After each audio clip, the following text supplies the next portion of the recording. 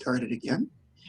And we are going to bring on our next speaker, who is Sonia Kennedy. And this is Sonia's first time speaking on one of my stages. And I immediately, we connected online, and then we had a couple of chats. And so this is really terrific.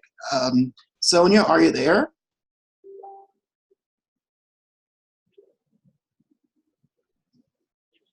Sonia, are you there? I am. Okay. I was just moving them. Let me put this video thing on. Okay, cool. Here I am. All right, sounds good. Hi. You've got a half an hour. Teach us what you know. Okay. Awesome. Hey, everybody. I'm hoping everybody can see me. I want to see if I can. I'll share my PowerPoint. Sometimes technology doesn't work, but if it does, then we will rock with it. If not, we'll be ready. I'll introduce myself. It's Dr. Sonia Kennedy, and I am an author, speaker, coach, as well as a clinical therapist who has made the transition into being what I like to call a business therapist. And excuse me, I think it was by accident, but not really. I got into just this interesting part of coaching and speaking because I was seeing so many of my clients who were coming to me, for lifestyle changes, issues, things of that nature.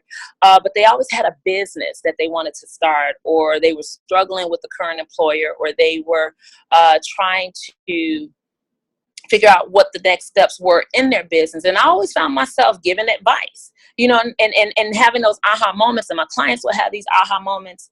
And one of them said, you should really be a business coach. And I'm going, I didn't go to school, for any type of business. Everything that I had learned up until that point, before going into private practice about entrepreneurship and having a business, was just basically trial and error.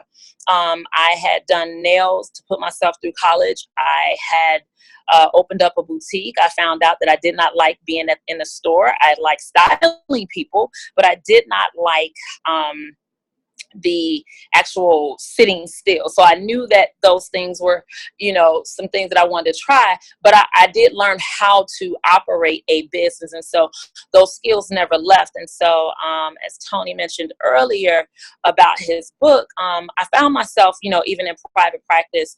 And for those of you that know any doctors, psychiatrists, psychologists, therapists, clients will come through your doors and sometimes they'll stay, which is a problem too sometimes, because I want my clients in action. And other times they won't come back, and you always tend to think, was it something you did, or is it, something else? Maybe they weren't just ready to take action. So I found myself, trying to figure out this landscape as a quote unquote, just a lifestyle coach. But I was still running into clients who were asking me for business advice. They wanted to jump on the entrepreneurship bandwagon. And I started saying, let me test this out. And lo and behold, go figure, I, after some trial and error, I did get some clients who I coached successfully. I'm grateful for that. And I said, I got to develop this program, and I really need to, get this message out to a larger audience. And so part of what I did as an author, which was the transition into me writing, was to produce a book called Supernaturally Made. And that's what I'm going to actually teach about today, about owning your superhero powers in your business. But aside from that, what I also found was that I would get clients who wouldn't let me go, right? We all want clients who want to, keep coming back, but I needed them to take action. And so I also came up with a signature program called Beyond the Couch, for therapists and entrepreneurs, primarily so that they could take action. So it's called Beyond the Couch, from clinician to CEO, and the shit they didn't teach you in school. So that's where me and Tony had that laugh, because I didn't learn anything about any business principles, how to start a business, how to launch my private practice. We're taught naturally, if you go into any type of service or helping profession, i.e. coaching, therapy, mental health, counseling, psychology, etc., we're taught to be service providers. We're taught to provide a service, but not necessarily taught or trained to run businesses. And also, even if you do a business, we're not taught to be CEOs. We never envision ourselves as CEOs. So I'm hoping I'll be able to share my screen. If not, what I will do is just walk us through some of those big points on being a superhero and owning your superpowers in your business. So I'm going to try to take a stab at this to see what I can do. If it will allow me. It doesn't look like it will. I'm sorry, guys. Work with me. There we go. Google Drive. It did come up. So what I'm going to do is share some of my slides with you, because I feel like that's a good way for me to access and kind of walk you through who I am and why I did this. So I want to talk to you today about why you can't be a superhero. Why, like, why can't you be one? A lot of us, we probably struggle with this even in our own speaking, authorship, or even in our own coaching businesses, about being superheroes. We take on a lot of responsibility. We're juggling, especially if you're the clinician in your business and you're booking stuff, you're booking speaking engagements, you're trying to, keep your schedule together. Tony mentioned that earlier, just a lot of moving parts when you're the clinician in your business and you're still trying to be a superhero. So I wanted us as a whole, right, for those people that are in this industry of speaking, writing, and coaching, to really just own some of the things, so that, one, we can work with our clients from a holistic standpoint. Two, that we are being authentic and true in our nature and in our passion. And more importantly, that we're doing some principles, some real solid business principles around how we work with our clients, so that we can up-level our business. Or if we're just starting out in the industry, we can at least launch our businesses with some integrity and some really great backing in mind. So I started off with this quote: at the center of your being, you have the answer. You know who you are, and you know what you want. And I felt like that was so significant because, again, as some of the former speakers before me, especially when we're talking to women, women are, always expected to be these dynamos and make the world revolve. And we do, right? The title of my book is called Supernaturally Made, Reclaiming Your Eve. And that is primarily for women to naturally reclaim their space, but in a healthy and organic way, without diminishing their purpose and what they were called to be. And so likewise, I think with us as speakers, a lot of times we're trying to figure out what fits, what doesn't fit, what should we do, how can we do this. And so I'd like to think of us as business owners and CEOs that, we all have some form of superhero power, or some form of power that drives us, to keep showing up even when it gets thick, even when things aren't, manifesting in the way that we want to. And this is also apart from my second book called The Superpower Playbook. So some of this is kind of merged together, but I felt like these were some significant pieces to kind of have, in front of us, especially for women who are thinking about, we call that the pre-contemplation stage, who are thinking about starting their business, who haven't quite launched their business, or for those that are out there and it's just really tight. I hope that some of these points that I'm about to bring up resonate with you. So as I said earlier, and I don't know if this slide is really too little, but if it is, I'll just go over it.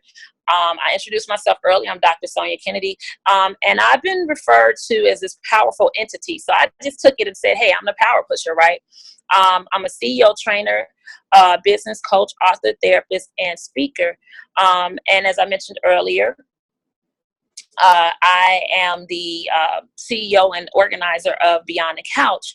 But what I also am is a serial entrepreneur, and I teach other entrepreneurs, solopreneurs, therapists, coaches, etc., teachers, and educators who, excuse me, who want to step out into the coaching arena outside of what they were taught into school, how to really do their business with their knowledge and their expertise.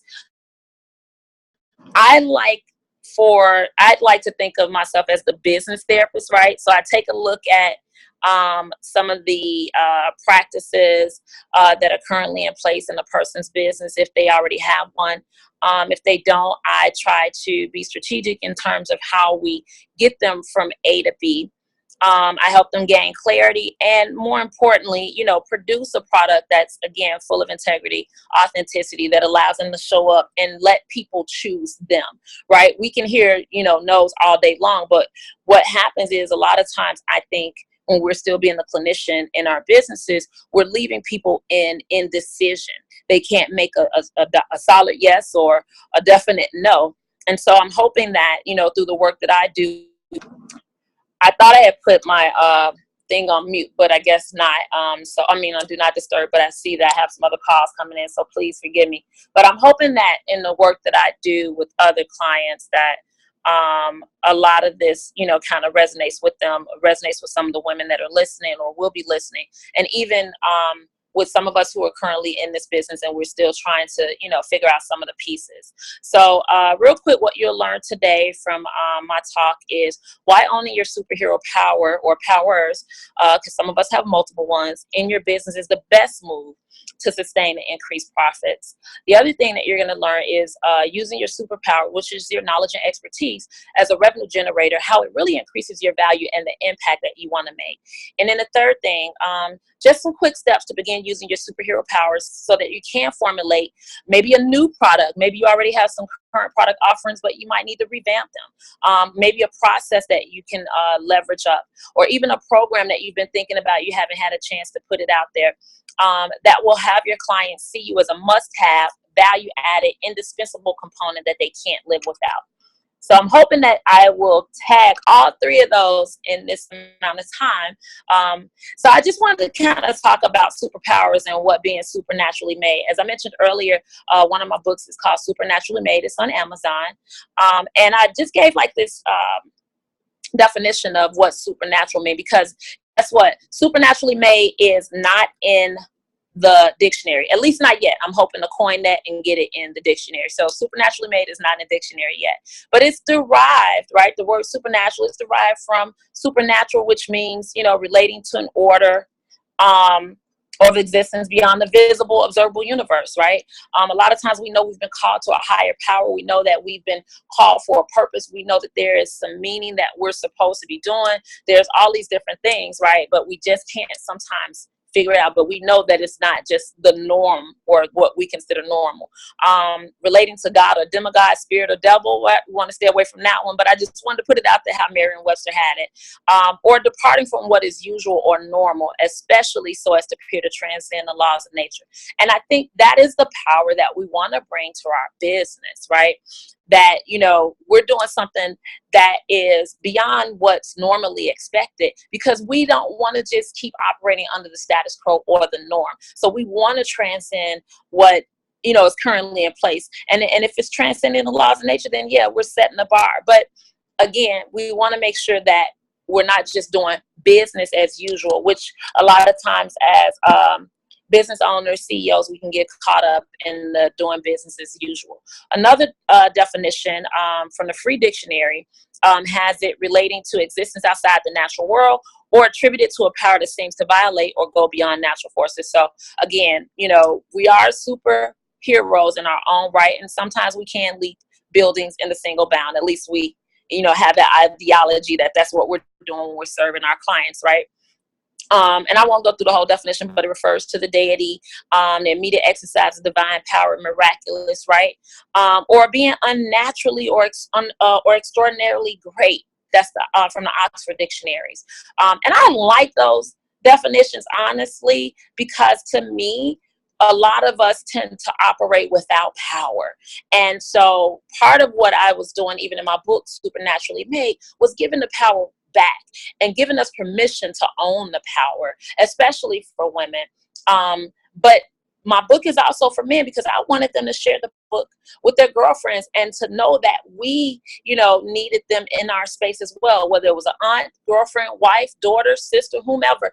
I wanted men to support the movement around Supernaturally Made and to know that we were not being exclusionary in our process of owning who we were or reclaiming our Eve, but that we actually did need men in our spaces to support us, to hear us, to, be a provider, to be in what I want to say, solidarity with us.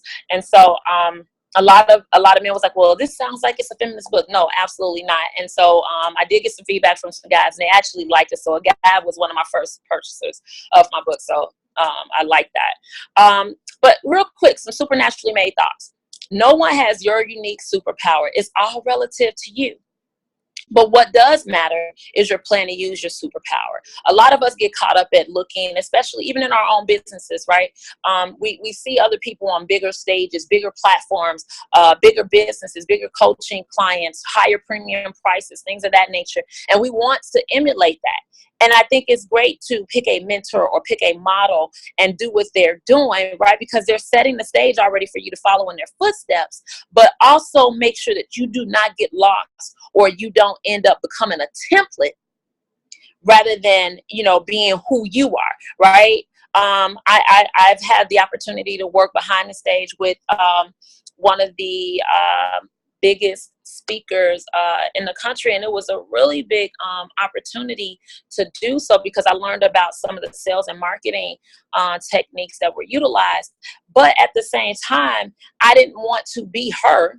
I wanted to utilize what I had, my own superpower, and then apply some of the tips and tools and the skill sets that I learned by having that great opportunity to work behind the stage. And I was okay being behind the stage. I didn't need to be in front of the audience. I know Tanya mentioned that earlier.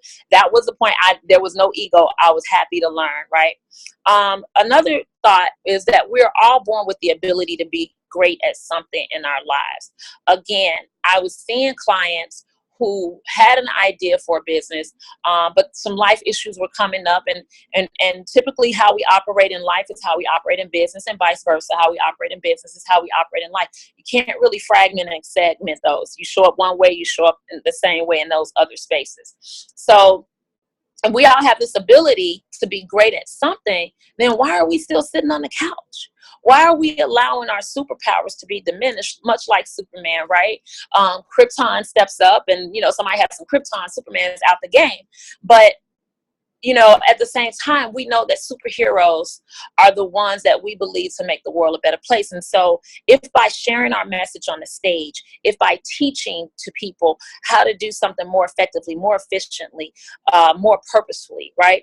If we can do that when we're speaking, when we're coaching, when we're walking through people's businesses, if we're a business coach, if we're clinicians, if we're therapists, if we can help them make some mindset shifts so that they can get off the couch and go out and do something awesome and great, then we served our purpose. We are superheroes, in fact. So I'm asking everybody to claim their superhero status. And it doesn't mean that you have the biggest platform in the world to speak from. It doesn't mean that you have 200 plus people sitting in the room cheering you on.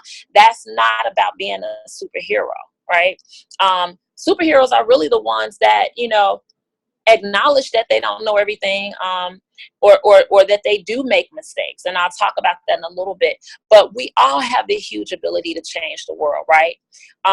And people look to us as those leaders in these industries, right, to show them the next steps. So irrespective of whether or not you believe you have a superpower, you do. And I want you to own it for those women that are listening. And even us in this space of doing this work of teaching and facilitating change, we also have some superpowers. Nobody can do it the way that we do it. I listen to some other speakers and everybody has a powerful way of conveying their message. So there's no way that, some of the speakers before me, how they shared their information, their stories, transformative pieces, there's no way I could do what they do, right? But I understand who I am and the superhero powers that I possess, right? So that's what makes me unique. So real quick, couple of points, probably more like 9, but they'll go quick. One way to own your superpower is to take your turn. And I say this, take your turn, because a lot of us wait for our turn. We think that we should just, get everything perfect, get everything right, or it's not going to be good enough, or no one will like it. We hear those voices, whether it's your inner girl or your inner boy that shows up. We hear that little chatter. You can't do this. Who are you to, plan this Women of Influence speaker event? Hey, Tony, right? Who are you to, go out and do, a speakers association, Tanya, right? Who are you to go and plan all these other things? Why are we talking about going to London? Absolutely. I want to be there. Just FYI, I thought I'd throw that plug in there. But, who are we to say, we can do anything? We wait for permission, even in our own businesses, even in our personal lives. We wait for permission, right? I say take your turn and take it again and take it again. There is no such thing as 3 strikes and you're out. For those of us that have launched our businesses, this is definitely something that I want you to put into practice. Keep taking your turn. There's nobody telling you you can't take another. That's us, right? Ego shows up to protect us. A lot of times ego is trying to do its thing and guarding us, but actually it's creating a bunch of chatter. And the way to shut that down is to take your turn again. All you can do is learn from taking your turn. Let it be a teachable moment. Let it be another opportunity for you to see what else could manifest, right? So I believe in taking turns all the time and doing it bigger and better each and every time we do it. So the next one, be a disruptor. I love this, right? Because I think growing up, especially as an African-American woman, growing up, and I'm in Chicago, and I grew up in people who are from Chicago or who've watched some of the local news from Chicago, they've heard of the community that I grew up in, and that was Inglewood. And so I was not supposed to be the girl that succeeded. I was supposed to be a statistic. I was supposed to meet all this other criteria, and I wasn't. I was determined not to be anybody's number, that spoke to me in a negative way. And so I was always disrupting something. I was always getting in trouble because I had questions. I was always getting in trouble because when everybody was going left, I was going to go right. And it doesn't mean that you are being deliberate in trying to do something wrong, but you also recognize that just because the person that's going with the other 100 people, you might need to be 101 on the other side of the fence. So everybody can be their own survivor on their own island, as long as it's meeting a purpose, right? You don't just go out there and mess stuff up and walk out the room, but you go in and you disrupt the status quo. You go in and you disrupt, the things that are in place that say we can't do something. Why not? If there is no law against it, we're going to go out and do it. Nobody told Mark Zuckerberg he could do Facebook. He didn't ask for permission. He went out and did it. And he disrupted the way that we utilize technology to this day. He didn't ask for permission. No, he just did it, right? So why not be a disruptor? Nobody gave him permission. And they still not giving him permission, by the way. So Facebook is constantly growing. Yeah, we got a GDPR, but guess what? He's found a way around that too. So, if nothing else, think of Mark Zuckerberg and how Facebook has evolved, and think of him as a disruptor. And there are tons of other disruptors. You've probably worked with clients who are disruptors, right? But we're disruptors just by the mere fact that we're here today doing this Women of Influence, because Tony's provided this platform. Nobody else is doing it this way. So absolutely, we can own our superpowers as a disruptor. All right. So the next one, I mentioned earlier, take your turn, because sometimes we ask for permission. Stop asking for permission. You might even be asking for permission from the wrong people. Why are we even asking for permission to go out and live our purpose? Why do we wait on someone to approve us? You've already been approved by the sheer fact that you have a power that nobody else has. You've already been chosen. You've already been chosen to speak, to write a book, to have clients who value what you do. You've already been chosen. They choose you. So you don't have to ask for permission. You don't have to wait on somebody to approve your work. Just go out and do it. So all of those are connected. So far, if you didn't catch that, everything is all connected. The next one is throw the box away. And I say throw the box away because most people say think outside the box. No. Just throw it completely out. We do not have to operate in a box, right? Boxes cocoon you in. So rather than trying to think outside of the box, just throw the box away. Just tear it up. You don't have to do any of that. When you're thinking outside the box, you allow creativity to show up. You allow innovation to do its job, right? So if we're going to operate in the space of teaching and coaching and consulting and mentoring and speaking to people, we have to make sure that we are innovators. It's not enough to be a creator. We have to be innovative. And that requires us to throw the box away, not just think outside the box, right? Even if we need to start over from scratch, we'd be able to realign ourselves, reposition ourselves, right? And go back and create something all the way brand new. Not a lot of people can do that. But because we have superpowers, we're definitely able to do that. And for those of you, I think I did not introduce myself. I am also a yoga instructor. And so when you hear me use words like alignment, mindset, and some other things, yogi terminology, that is coming from my teaching. So I'm a certified yoga instructor as well. So please forgive me. But I hope that is resonating with you. I mentioned earlier, be an innovator, right? So all this is in alignment and tied together. Innovation is what happens inside of your brain, right? It's how you do what you do. So quite naturally, you already have the superpower of an innovator. It's not about doing it the biggest. It's not about doing it the prettiest. While those things are great and they're appealing to some, it's really about meeting the needs of your clients in a way that you're giving them what they truly want, right? And as business owners, CEOs, we give clients what they want, not what we think they should have, right? We can tell them the why and sell them the how, okay? So that is the way to think about it, and not selling in a funky, sleazy way, but in a way that meets the needs of our clients, the way that we can speak to our clients in terms of how our message resonates with them. So as I said earlier, creativity is a little bit different than innovation. It leads to that, but creativity is about doing things differently. Innovation is definitely about doing things better. So when you think about your business, think about some of the ways that you can do business better. And it doesn't have to be rocket science when you're doing this, right? You can do this every day. Look for things in your business that are not as good as they could be. Again, it's not about being picky. You don't have to beat up on yourself, but it's about what looks off or may be out of proportion. All right. Again, we're looking for things that are not as good as they could be. So we can think about that as we're thinking about our own businesses as we walk through them, right? And we want to see them from the eyes of our customers, right? When you're looking through the eyes of your customers as an innovator or as in your business and you're talking about innovation, you'll notice from a whole different perspective right off what you need to fix or change. All right. So I'm about to wrap it up. Got about 2 or 3 more, but I think these are powerful. You got to let me know. The other one, be uncommon. I tell people this all the time. Be uncommon in what you do. You do not, I repeat, you do not have to do things that are the basic, ordinary, bare bones way.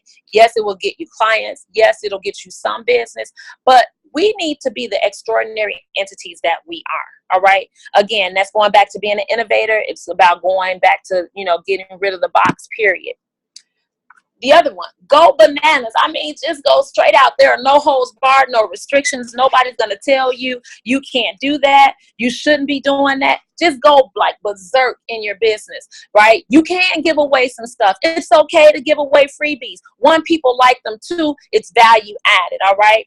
So go bananas in your business. Make sure that your clients see you going bananas. They're like, hey, I want that. I love that energy. I'm choosing that person. So make sure that when you go bananas, it is something that leads to another person's transformation. And so when you're working with them, you're over delivering. You're not holding anything back. I know I heard some other speakers mention this, but admit that you don't know everything. As a great CEO in your business, you need to admit that you do not know everything. It's great because when you admit that you don't know everything, right, you can then leave the door open for help and guidance to show up. You can let the universe answer, right, you and provide the assistance that you need. So you don't have to have all the answers. Guess what? Life will show up anyway to let you know that you know very little, right? So admitting that you don't know everything situates you to get as much as you need. And then finally, spend time with other superheroes, right? We need to be in alignment with other superheroes who are doing some phenomenal things. I know this was mentioned earlier, building those relationships with folks that are moving and shaking. I'm okay with people that are doing 10 steps ahead of me. I need to get with them And for those of you that are spiritually minded, it's like, Jesus and the woman who touches Jesus's cloak, all she needed to do was touch his cloak and she was healed. She needed just a little bit of something just to get life right. Sometimes if you get just in alignment with just that one person, you ain't got to be right next to them, shoulder to shoulder, maybe 2 or 3 spaces apart. You can get what you need. And if they're moving, you're going to move too, and they're going to elevate you. So the last one is be unordinary. That goes back to being uncommon. We want to make sure that we are doing some unordinary things. Again, it's about the mindset. We don't have to follow the norm. We can cut through all of the noise and just be who we are in our beautiful selves. Rather than just being extraordinary, we can be unordinary. We can be undisciplined in the way that we deliver our message to others. So I will stop there. I'm not going to do a quick recap, but I will ask the final question. So, and this is where I definitely make my free offer, and asking people, are they ready to declare their superpower status? Right? And are they ready to be recognized as the person who is an influencer and impact maker? And this is what I ask my clients, honestly. Or, maybe they get excited about unleashing the power that they have within them and they didn't know that they were there. So my next steps, if you want to know more about how to utilize your superpowers to engage clients and up-level your business, I am giving away 10, right? Because after a while it gets heavy. 30-minute Beyond the Couch consultation sessions. People can email me at Sonia, SONIA Kennedy, KENNEDY, and the number 1 at AOL.com. Or they can get on my calendar by scheduling a time to talk to me, and they can do bit.ly, bit.ly, and the / at Power Pusher. That is where my calendar is. So a couple more freebies. My book is on Amazon. It's free for Kindle users, Supernaturally Made. You can also download some PDFs from me. They're all under bit.ly. I tried to shorten those links. Bit.ly again, / I'm first, or bit.ly / compassionately. And those are around being compassionate with ourselves as business owners and putting and prioritizing ourselves first. So I'd like to say thank you for everybody tuning in, for all the wonderful speakers that came before me. Again, it's Dr. Sonia, aka the Power Pusher and Business Therapist. Please, feel free to shoot me an email if something resonated with you at SoniaKennedy1 at AOL.com. And you can find me on Facebook under Sonia Kennedy, or on my business page at Empowering Wellness 360. Okay, Dr. Sonia, thank you so much. I really appreciate it. So before we open up to questions, a number of people at my workshops asked me, they are not really clear in terms of what their goals are, what they want to accomplish. And so I hear a lot of typing in my ear. Can whoever's typing stop that, please? Or mute. Thank you. So they ask, well, how can I figure out what my goal is? I'm sort of at a loss. I'm at a point in my life where I don't know what I want to do. What tips can you give to someone like that? Definitely. And thank you, Tony, for that question. I think because I have a background in mental health and therapy and, that whole shebang, I ask inquiry questions, right? Because it's not enough for you to come up and say, hey, I don't know what to do, but let's think about where you might have thought, right? So I'll go back and do some inquiry questions like, what resonates with you? Where do you feel the most solid at? Where do you feel the most powerful at? I'm all about power, right? So I'm always going to ask, where do you feel the most strongest at? Where are those spaces where you feel validated or that you get gratification from? Start there. Start with the feel good stuff. We already know what you don't know, but let's talk about what you maybe know, right?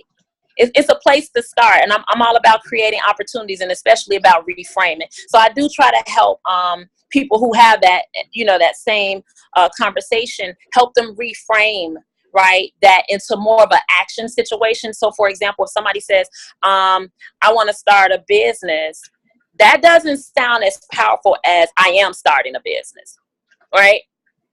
Because all people hear is, I want to start a business. And so they're like, okay. Right? But if you say I am starting a business, it's different. Yeah, it's action. It's one of the things that I tend to hear is I'm fixing it. sorry, I'm using a Yeah.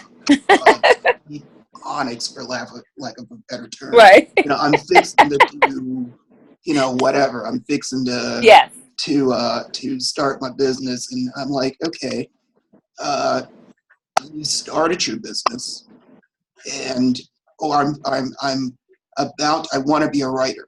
Okay, well, why Yes. aren't you writing? Yes. So words Yes. That's the matter, act. actions matter. Take action if you do, and that's the reason why I'm calling my new book "How to Make Shit Happen," because Yes. there are so many people out there who are wanting to do something, they're fixing to do something, and Yes. they're not getting anything done, and before you know it, 20 years have passed and nothing has Yes. gotten Yeah. accomplished.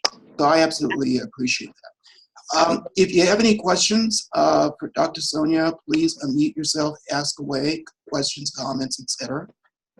And while we're doing that, Sonia, if you can type in your contact information into the chat, Yep. I would appreciate that. I'm sure Absolutely. everybody else would as well. Do we have any questions or comments before we move on? I have a comment. Okay.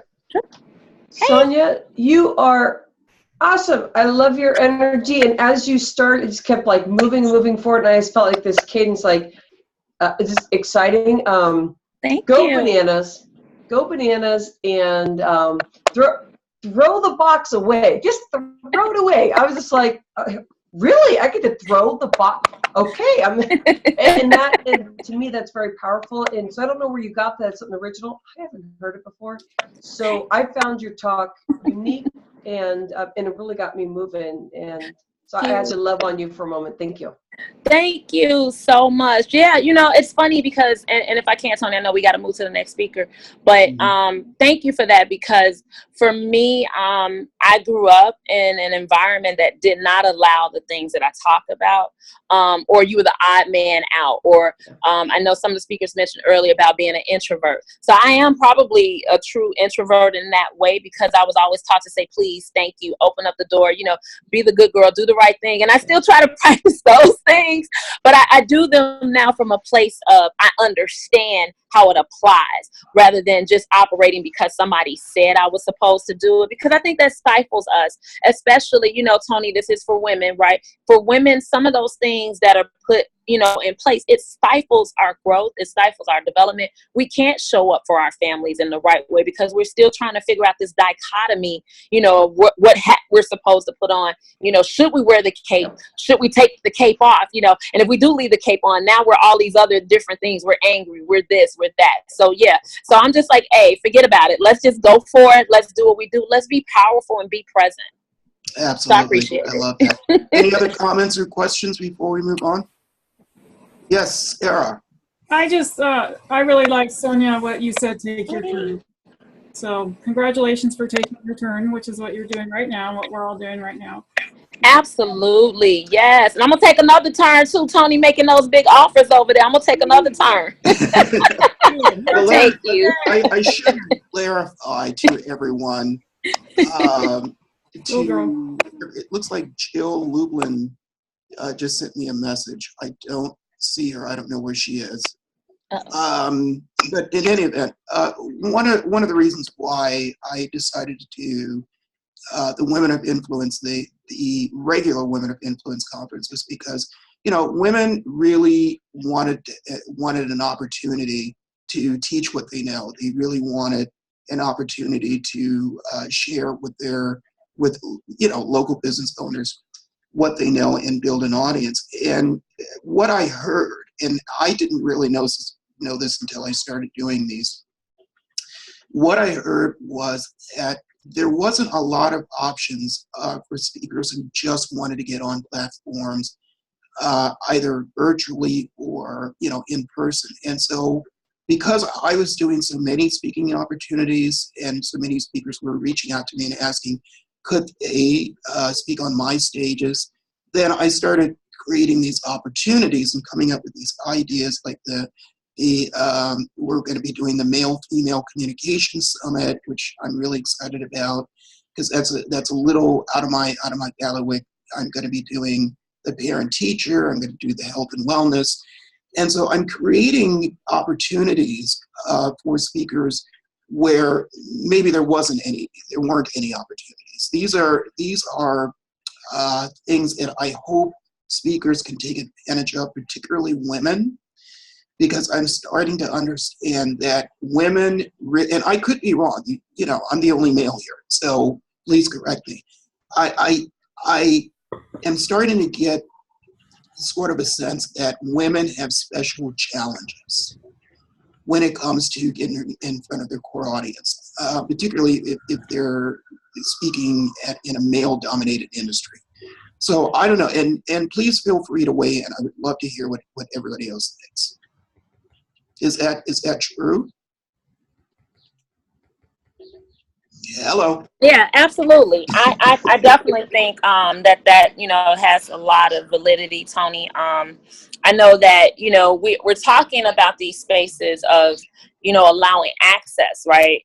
And so when you look at a lot of the other speakers that we know that have you know bigger platforms or whatever, it would probably be only one woman or maybe two women on the platform with them, right? And you got like 10 speakers on one platform and all the rest are men. Like, how does that happen? And these women were phenomenal speakers. Phenomenal. I mean, just dynamite, but you only had like 2 to 8. Like, how's that ratio happening? Yeah, it's, you know, it's one of the things I'm really fortunate about is I'm always waiting. I'm always working with speakers who are really dynamic at who they are and what they do, and they bring so much value. Even the newer speakers, they bring so much value in terms of you know the content that they offer. So I am really, really fortunate in that. So you know, I thank you. Thank you. Any other questions or comments? I have what you said, Tony, about women having, I think you used the word special needs or something like that. Maybe different. Really what you're addressing is not special needs, it's just women's needs. We do stuff differently in a lot of ways. And so you're like a bridge that is at least willing to see that there's this whole other world the way the girls would do it if they were in charge. And I imagine that many women speakers are going to be resonating with women audience members more than maybe men audience members. And there's just plain nothing wrong with that. And it's wonderful to have this opportunity that you're helping us with, because I think, like many things, the men have been in charge of it for a while, but that doesn't mean it's the only way to do it. Well, it's funny. It's funny you should say that, because women, when I started doing these workshops and conferences, it wasn't the only one that I really wanted to be really about women.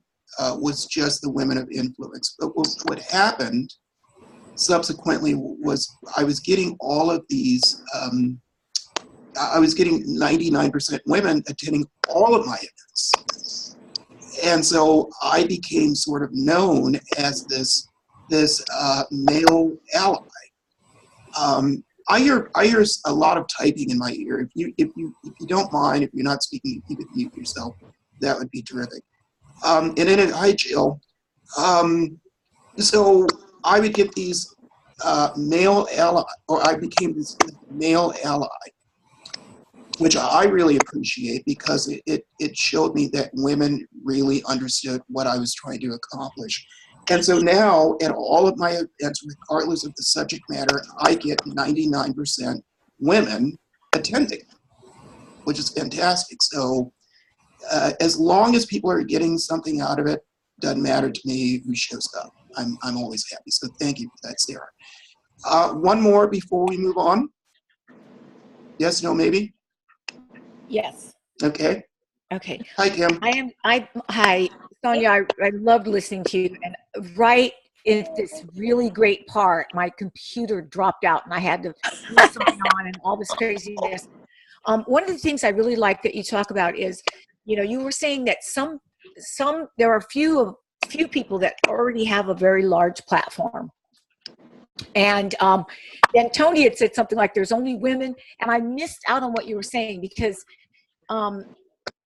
one of the things I would really like to see, and you were hitting on this, Sonia, which I appreciate, is really helping each other when we get a larger platform, being Absolutely. willing to empower another woman. Yes. And there's nothing wrong with empowering men.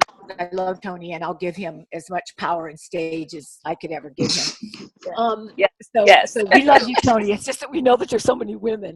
Right. But I Sonia, appreciate that. yeah, I mean, I really love that because I think that sometimes with women, and I don't know why, but when we do get a larger platform, somehow maybe we're just so busy we get involved. But I think it's really important to do what you're saying. Reaching out and giving your sisters an Yes. opportunity Absolutely. to share, because that's how we really make change. Is Yep. not being afraid of someone else's power, but loving other women that are powerful. Yes. And standing with each other and supporting that. So thank you so much for the very motivating talk, and I hope that we can do something together. Yes. Miss Kim, thank you. Yes, absolutely. I welcome all feedback. I definitely want to do collaborations and partnerships to expand, our message, our reach. And I thank Tony for even doing this, because I wouldn't have come in contact with so many phenomenal women speakers today. I just wouldn't have, if this platform, Tony, had not been here, I would not have come into contact with any of these women, just maybe by chance somewhere at a conference or something. But to be in this space of power right now, absolutely, Kim. So definitely, I'm going to drop my email in the chat, and feel free. Great. We'll connect. Yes. Absolutely. And I thank you for the acknowledgement. I do a lot of these events, and more often than not, I don't even get so much as a thank you.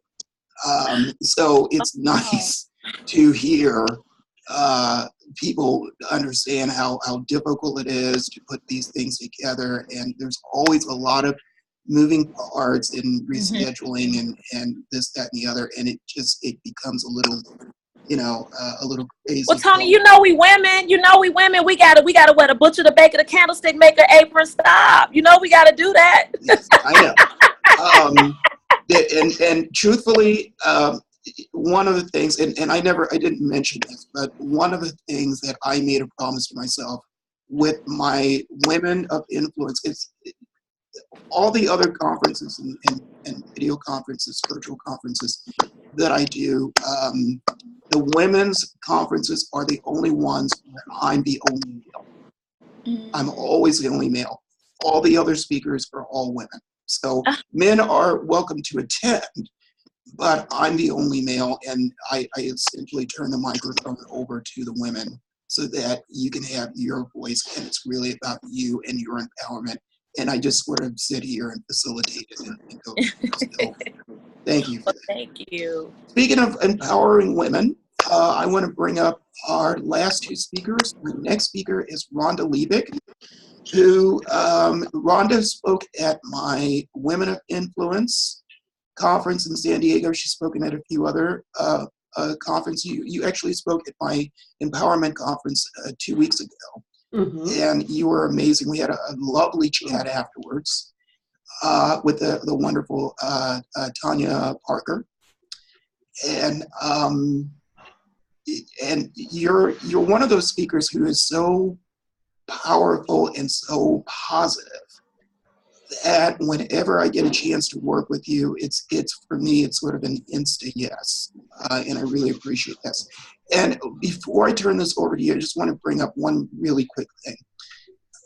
Dr. Deborah Dupree, this sort of goes into the power of connecting with people who can help you get wherever you're trying to get to. Dr. Deborah Dupree, who spoke in San Diego with Rhonda and I, just sent me an instant message or an email inviting me to come on her radio show, which I didn't even know she had one. Me neither. But she just invited me to come on, and I really love that because it shows that she's getting what you hear me talk about all the time, which is reciprocity and building community and helping each other get wherever you're trying to get to. So that's really, really important. So I'm going to respond to her email, and we'll go from there.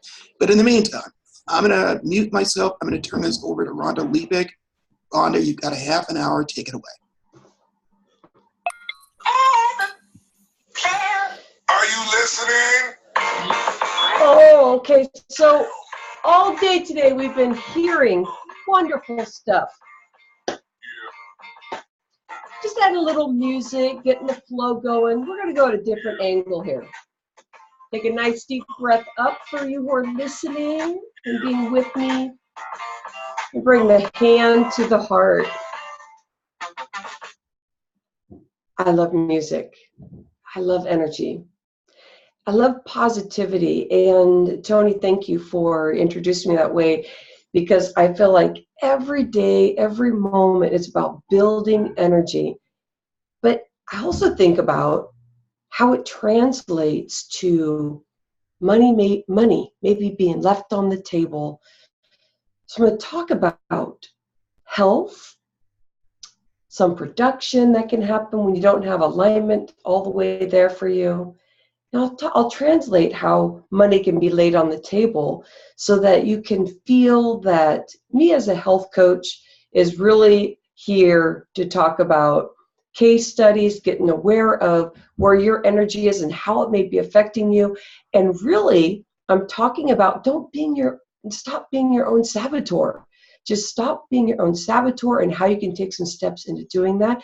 We only have so much time, so by the end of this, I'll give you some steps on how you can take it at another step into it. Hi, my name is Rhonda Liebig. I'm an energy revitalizer and a mindset mentor. So I've been in the health industry for about 18 years, and I've seen quite a few things that I'm going to be speaking about today within our 30 minutes. And in the past, I was also a CPA.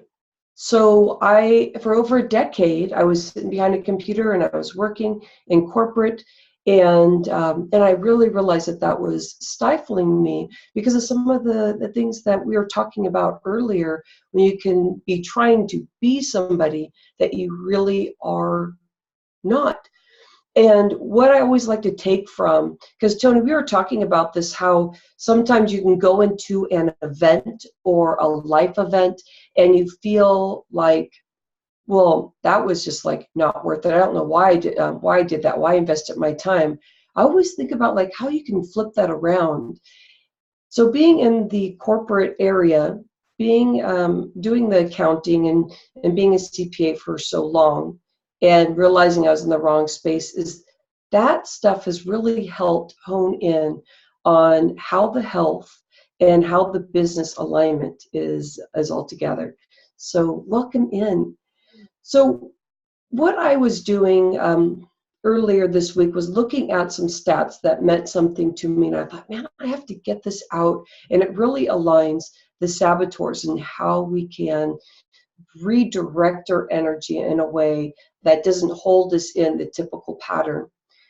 What I found is that we are known to have 60,000 thoughts in our mind, and that 80% of that is known to be negative. So I didn't understand this about myself before. I always thought that I was a real positive person because the verbiage that came out of my mouth was real positive when I was on. Like if I was talking to somebody and I only spoke to them for about 5 or 10 minutes, then it was easy to be positive because it was just one of those things that I knew how to connect with them.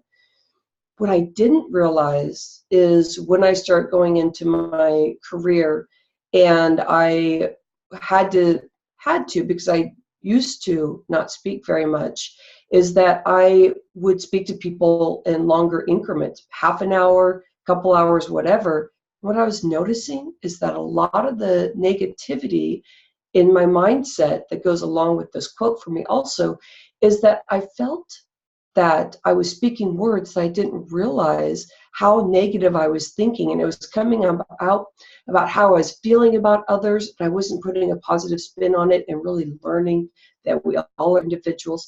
I was talking behind people's back. I was not giving my best work sometimes because I kept telling myself that I was not good enough.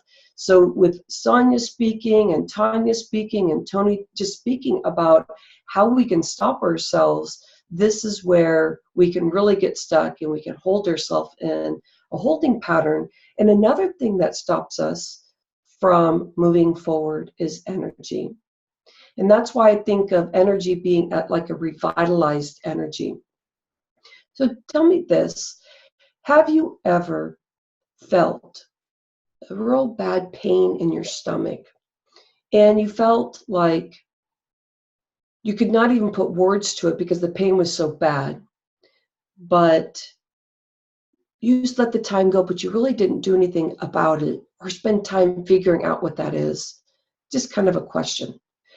Have you ever felt pain in your body? I know I have in my hands and my elbows before I really stepped into it. But have you ever felt that and just told yourself, no, I don't have time. I have to keep moving forward? Have you ever felt so insecure in your body and almost to the point where you can feel a vibration in your throat, or it's to the point where you're not even speaking, but you want to because you know it's going to move you forward and stuff, but you just haven't spent the time to figure out how to do that in your next steps? And of course, I say this is very realistic. We tell ourselves we don't have time. I even have like this basic top 10 sabotage list of all the stuff that I've heard over the years that we just don't, we keep telling ourselves we don't have time. We're too busy running our business. We're too busy taking care of our family. We're too busy, and the list goes on. And we're so used to checking off our task list. If you were able to, though, put that placement, just move it off to the side and allow the flow to happen and recognize, what could I do if I did have more energy? What would I do if I could connect with why that is important to me? So today I'm going to get right into it real soon here. I'm going to talk about the 3 phases of how your adrenal fatigue can be affecting you. And the 3 phases is going to go from like really light to all the way into a deep spot where it's really hard to turn around. So if you feel any of this, make sure that you stay with me and understanding how that alignment works. When I'm going to tell you a quick story about me so that you can see how the transformation can change your lifestyle and how that also will translate through the remaining of our time together. Before I met my husband, Jeff, we've been together, he just reminded me of this, but we've been together 20 years in August. And he and I, we really love to do fun stuff. So we go out scuba diving, abalone diving. We take hikes with Jacob and Kirsten. Kirsten's going into 7th grade. Jacob's going into 9th grade. We have tons of fun things to do. We love to go out biking. And we love to take vacations and spend time together, being in each other's space, really getting to see each other. And before, if I didn't work on my saboteurs, things that were stopping me, my mindset, my limiting space, I could probably only do about 2 things out of that list that made me really happy. But have you ever had this happen where you're doing a couple fun things and life just seems like fun, and then you kind of slow down and you feel like, gosh, this feels uncomfortable. Do I really deserve or right now I'm just thinking about deserve. I think that was the biggest thing in my mindset. So you can place a word there. But do I really deserve a lifestyle like this? This is not what life's about. Life's about working hard and about getting things done. And so what made me feel balanced is that when I was doing really fun things, I would wait for the other shoe to drop. And when that other shoe dropped, I'd say, oh, now I feel balanced because bad stuff is happening over there. And that's what life is about, all the good stuff and the bad stuff. And so that would take me down. I would not be able to have relationships like what I have right now. And I think of this, if I put this up like this, I kind of think of this as layer 1, and then it can go down deeper. But I was kind of at the first layer. If I was dealing with relationships, first layer of dealing with my business. And of course, first layer of business also means less income than what you deserve. And I felt that way. And I was around a lot of people like that. And I kept that in my space because that made me realistic with life. That if somebody cut me down, then that was the person I wanted to hang out with because they were making it real. And I realize now about how my limiting space was affecting my fatigue. And I was on medicine for thyroid for 20 years. And as a health coach, I stayed taking my medicine the way I should, which I would never tell somebody to not take it anymore. So if you're on medicine, this is going to be quite interesting. That I realized that I was limiting myself in my own health. So if you have something in your business or in your space where you're teaching to others, that's exactly what I was doing.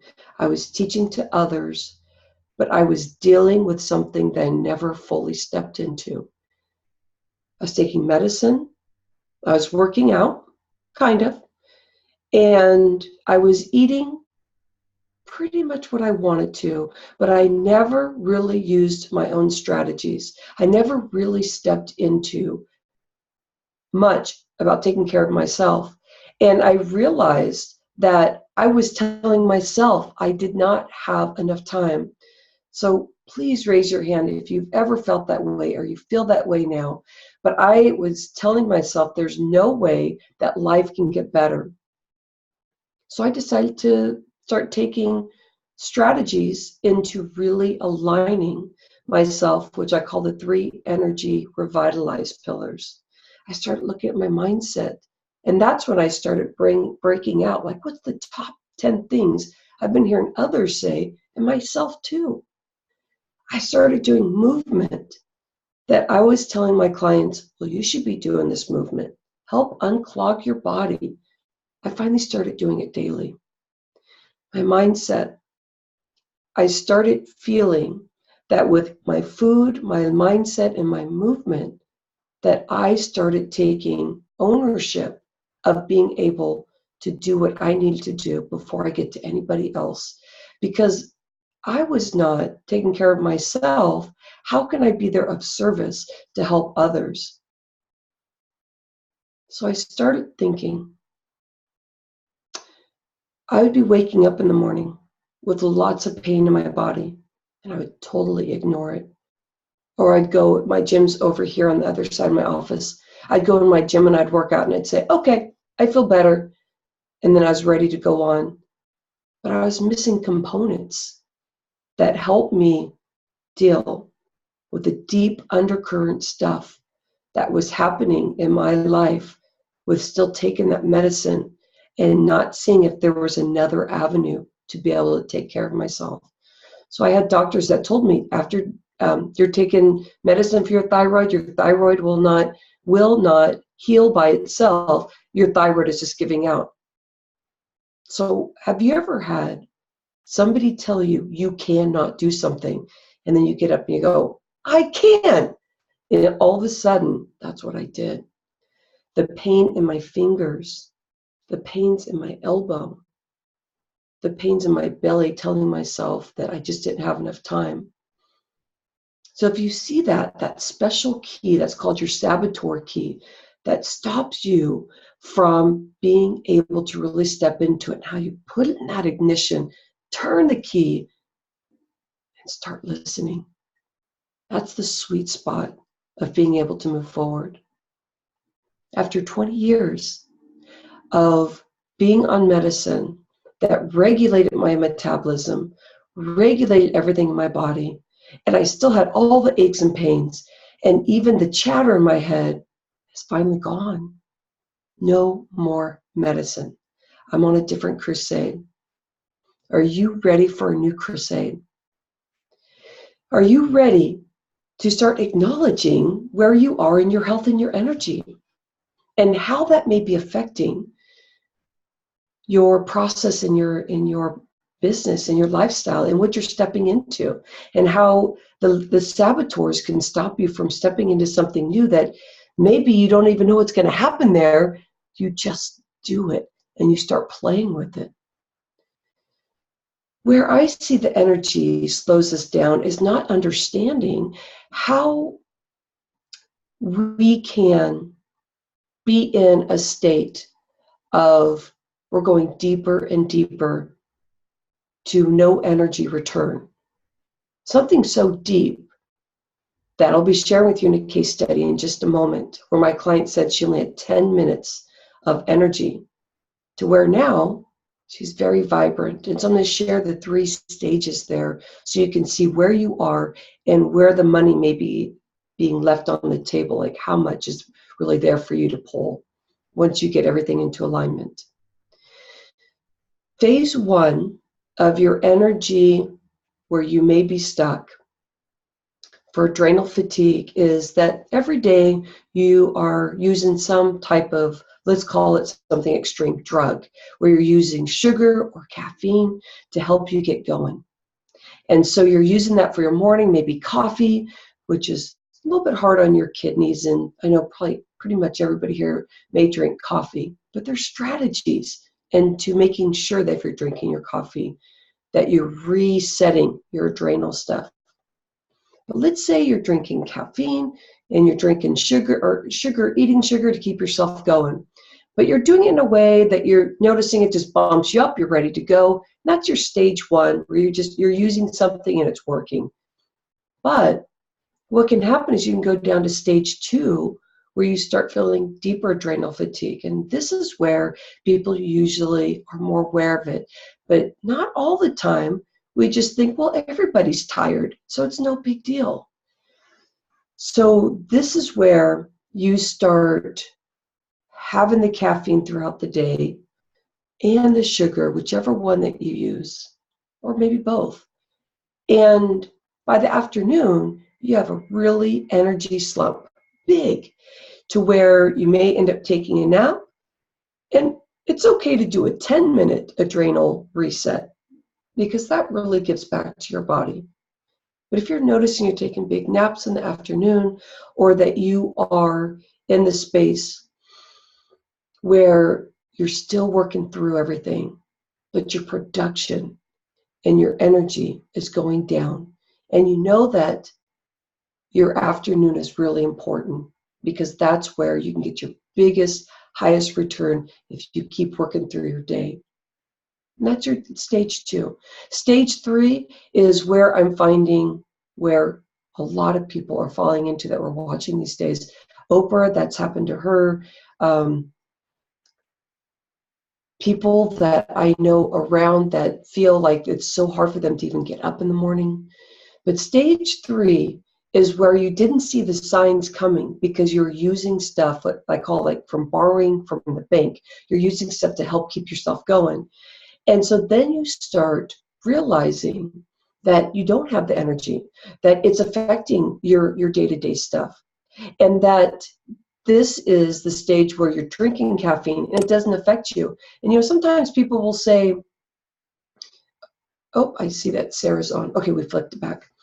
But sometimes we'll say, oh, well, I'll just go and take a nap and I'll deal with this the next day. But once you are down in that level 3 fatigue, it's very difficult to come back. And this is where things are going to start happening, where you are not going to be able to have the caffeine, have the sugar, and it's going to bump you up to that next level. And you're going to notice that pretty much you're hazy throughout the day. So you may not be at stage 3, but kind of guide yourself where you are and where you're going and what's happening for your day. Let me introduce you to my client, Donna. And this is my client who right now, she dances around, she brings her hands above her head, and she says, yes, I can see myself walking through the door and just loving life, because she couldn't do that before and it was taken from her. And as we go through the process of finally realizing that we're down that low, this is where my client Donna was. And she said, Rhonda, I'm so exhausted. My doctor can't find anything wrong with me. I literally have 10 minutes a day of exercise, of energy. I can't really exercise. I can't work. My family, I'm not bringing any income, only my husband. I can't participate in family stuff. The only time that I have is literally this 10 minutes. I'll get up and I'll walk around a little bit and I'll get some food, but my husband's making all the meals and I feel terrible. I said, well, let me think about this, Donna. I was kind of scared thinking about like, what's the next steps that I could do to make sure that she's confident in this holistic process. Because through the Western medicine, she wasn't getting a diagnosis. And gosh, isn't everybody wanting a diagnosis when you're not feeling well? I said, so let's talk about you not having a diagnosis. And how, let's just put that on the side so that you can visualize if you stepped into a couple things that you can start seeing that the movement of energy is going to happen for you. I told her about the 3 energy revitalized pillars: movement, mindset, and food. She said, I want in, Rhonda. I want in because I'm very scared. I feel like I have these walls around me and that I can't get out. So I started going with these 3 pillars that I work with. I found out that she believed some things that were not working for her. She said, well, if the scale says that I weigh 132, that was the time when I felt the best. And so I want to have my energy level high. So I'm going to try and get to 132 pounds. So I was sitting with her husband and her, and she said, we have bacon in the morning, we have pork chops or red meat at lunch, same thing for dinner. And I can't seem to gain weight, but I know that if I get there. So I said, okay, let's throw out the scale. She said, okay. I said, so let's talk about your emotions and how your body is feeling so that I can understand where you're clogged in the body. So we worked for the first month together and we realized she was stuck in her kidney flow. She was feeling anxious. She was not able to have enough water to even think straight, and it was messing with her mind. She was having pains in her body. Every time that she moved, it just felt dry. So even if your hands or your feet or your hair feels really dry, that could be leaning towards that you're doing some extra stuff that may be tearing your body down. Well, Donna realized this, so she started going on this kidney healing diet based on knowing what the 3 energy revitalized pillars were. Also, we had her working out. Isn't that interesting? Because for only 10 minutes a day, I made sure, okay, well, how can you move? Well, for moving the kidneys, it's not like personal training or working out, but it was gentle stuff to help the unclog happen. So stretching and certain movements specific to help unclog her anxiety and also her dryness in her body and the way not to think straight. So her first month, which I think we forget to celebrate so we know how to keep moving forward in our business and our health, either one. For the first month, she had a little bit more energy. She had a little bit better feeling in her body. And it was her month anniversary with me. And I said, so Donna, how are you feeling? And Donna said, I'm feeling okay, a little bit better. And she gave me specific details. And I said, all right, Donna, it's time to celebrate. And Donna was like, I don't want to celebrate. I don't want to celebrate. I feel bad. I said, but Donna, this is it. We've only had 1 month together. And think about it. You're feeling a little bit better. You have a little bit more energy. This is the stage we need to set to make sure that you keep moving forward. And she was like, okay, Rhonda, okay, I can see myself. I know exactly what you're talking about. I can see myself dancing. And she just went on this celebration. So we did this every month, and we did this fabulous thing. By the time she was at her 6-month mark, this is what makes her such a great case study, if you can see yourself at the level that you're at and how she was able to work through up to 6 months, she realized that she was fabulous. Not everything in alignment, but fabulous of who she was and where she was going. She was working, making money. She was helping make meals. And that was where she really started moving forward. So when I talk about leaving stuff on the table, think about if you have low productivity in the afternoon, if you're not spending much time really creating energy for yourself and knowing the strategies, then this is where you start leaving money on the table. If you start taking naps, you start losing your productivity.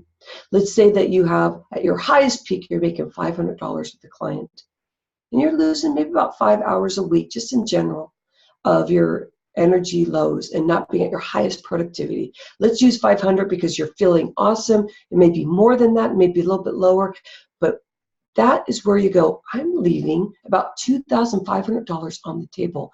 How dare I? And I say, yes. So once you get involved and really learn how to get your movement going, this is where it connects with the money and the health. And so if you have found alignment with wanting your body to feel better, bringing your energy up, and you found yourself at different layers and noticing that there were some points that I made holistically that meant something to you, I want to invite you in to something I'm doing that I think you will love, especially if you connect it. I have it in paper here, but I'm going to put it in our chat box. 2 live sessions with me, with a group. We only have 4 people in there right now. And so there's room for you to speak and be able to be held and lifted in the space. You're going to learn how to use my ROAR assessment, rebalance your organs and revitalize. And from there, you're going to learn the movement, not the personal training movement, the movement to unclog your organs. You're going to learn next also in the second session, now, how to do your workouts to make sure that you're losing weight, getting energy, getting your body moving, but also the foods. You're going to make an energy grocery list, know how to nurture your organs inside. If you feel this connection and really want to learn more about your organs, it's only for $10. And I'll put that link in there for you. And the $10 is just an easy yes, just to say, I'm interested in learning about this holistic process. So I welcome you in. Thank you. Namaste.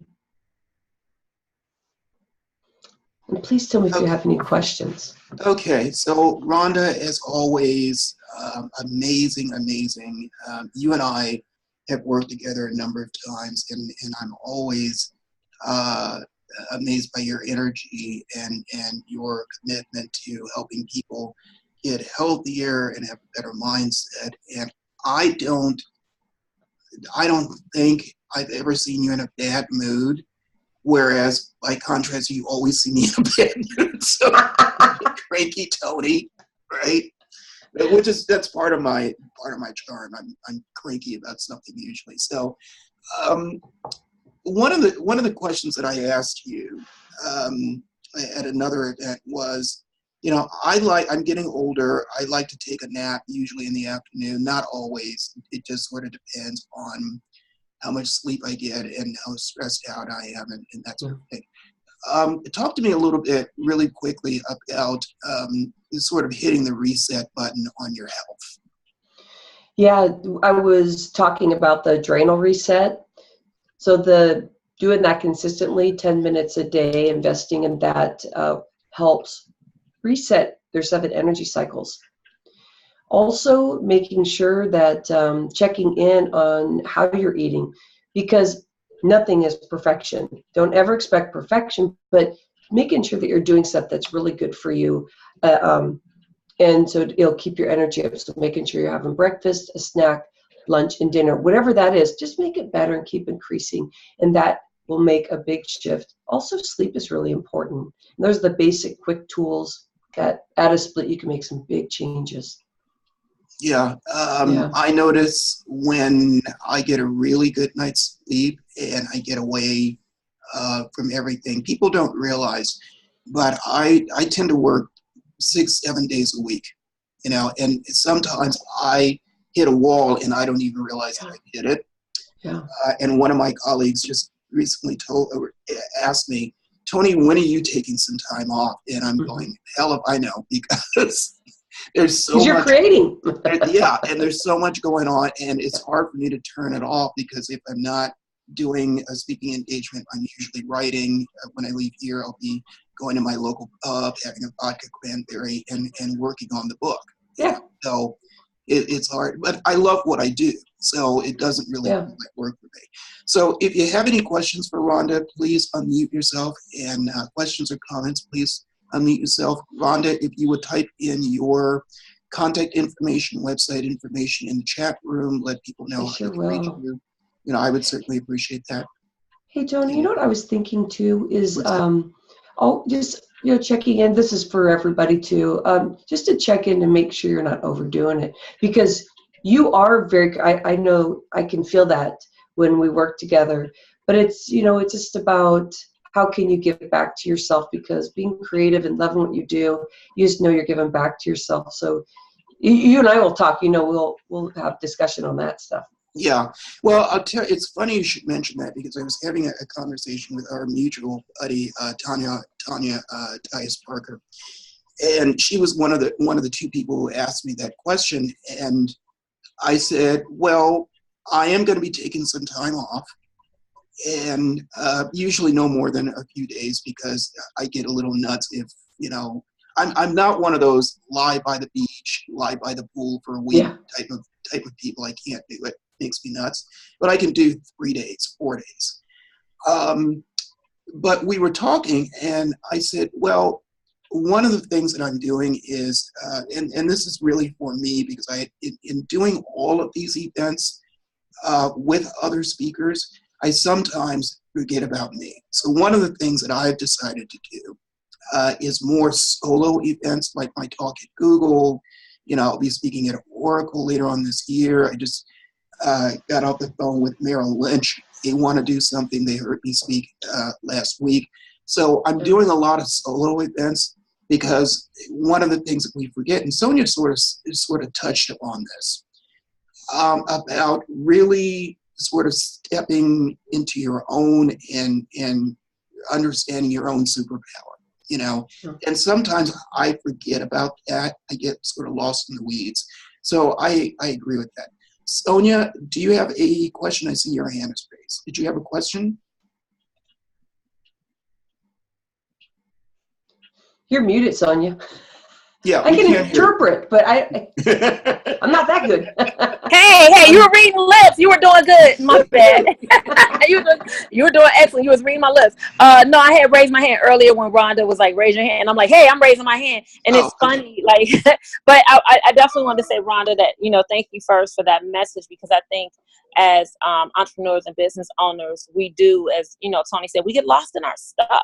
We get lost in the work and the busyness of it, and and we want to deliver the best product, and we're and then sometimes we get caught in that perfectionism syndrome too, that it's not good enough, and so then we overwork ourselves, right? And we're still trying to perfect this thing and get this thing right and do this thing, not even allowing room for the mistakes, which then leads to the lack of self-care. So I'm glad that you definitely, started us off with some music, you got us, relaxed, like we were all on the edge of the seat, like, yeah, I'm like, go Rhonda, it's your birthday, right? But you had, right, exactly, right?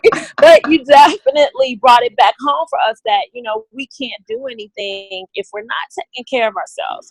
There's no way for us to serve in our purpose when we're not doing our own self-care, and we typically put that to the wayside. So I appreciate the information.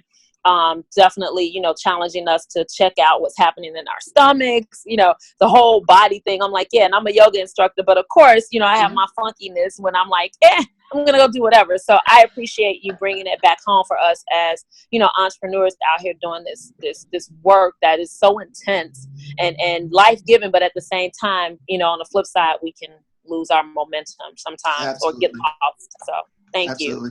you. Looks like Dr. Kim, you want to unmute yourself? You have something you want to? Yes. Hi, Rhonda. Great speech about what we need to do to take care of ourselves. One of the things that I was really interested in at the beginning, you said that you and your family, you go scuba diving, you do this and you do that. And I think I'm very high energy. I don't believe I have any problem, with my energy level. But what I do have trouble with is forcing myself to move away from my business and actually go out and scuba dive or travel and take the vacations. And I don't know if that's just a mindset. Did you have any struggles with that when we're so passionate about what we're doing that we pour everything into it and we have the energy to do it? But I'm finding that I'm not really going out and enjoying people. I told my boyfriend the other day, I think I'm kind of lonely. I'm not even doing anything outside of this. Yeah. And there's a lot of, I'm moving in this area because there's a lot of trust within ourselves that if we put something down that it may slow stuff down. Doesn't mean I'm correct because I'm getting to know you, Kim, but just that feeling of like, okay, I need to go out and I need to do something else because you're going to be dynamite even more if you just give yourself a break.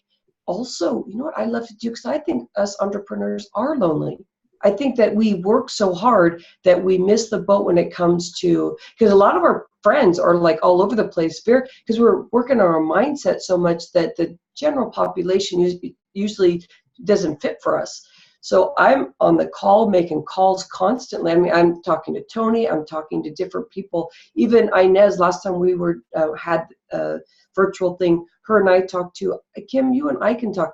We need to bring this together, is that we are family and that this is the only way. We are all here to lift each other. There's no competition, exactly what Tony's about. And why I'm saying that is because I hear what you're saying and reaching out. I think that's your next step. I think that's it. Let me piggyback off that because, and I keep saying this in hopes that people get it. My events are smaller because I'm about community. It's hard to do that when you have a large group of people. It's not that you don't want to speak in front of large groups, but what I find is that these smaller groups tend to be more beneficial to everyone because they get to know me, I get to know them.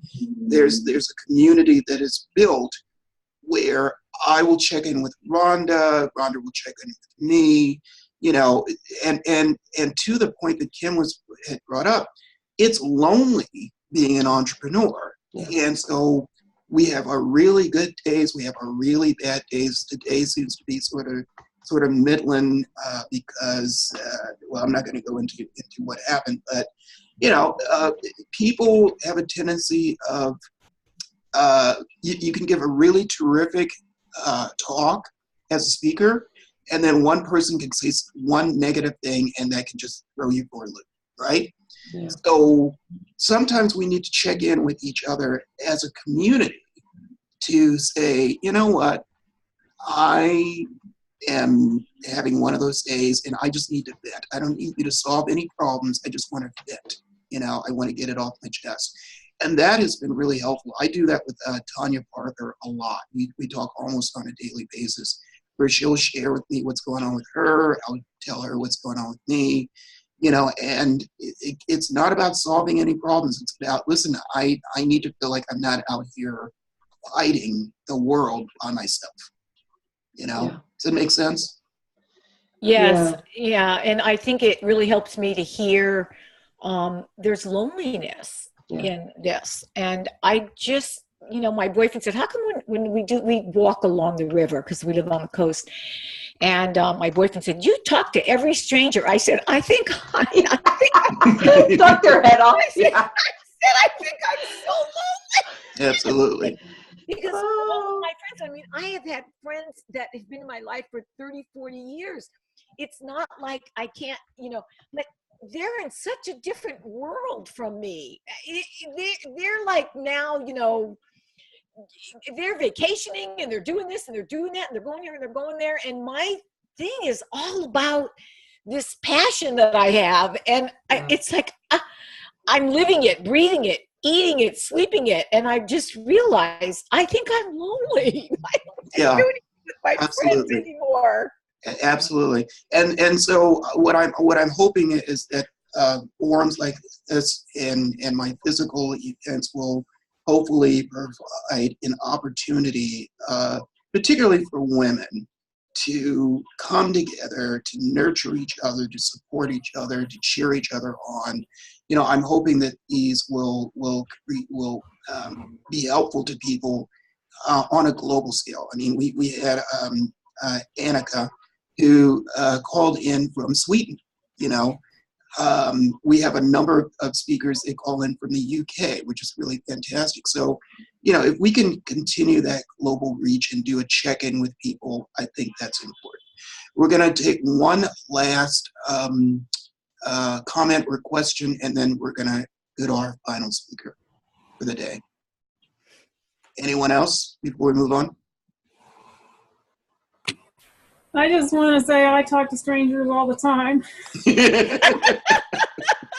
And I think that it's because we feel really connected in a certain way as entrepreneurs to the world.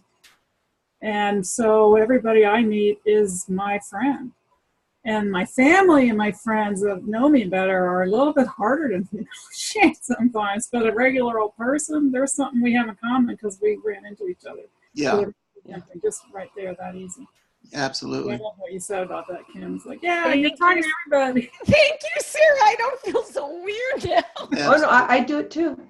Oh, good. absolutely. I think we all. Everybody's my family. I'm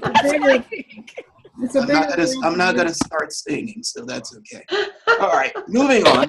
So we have one final speaker, and she is the lovely and very busy Jill Lublin, who is the author of several books, including The Profit of Kindness. I see Jill is on with us, and Jill, if you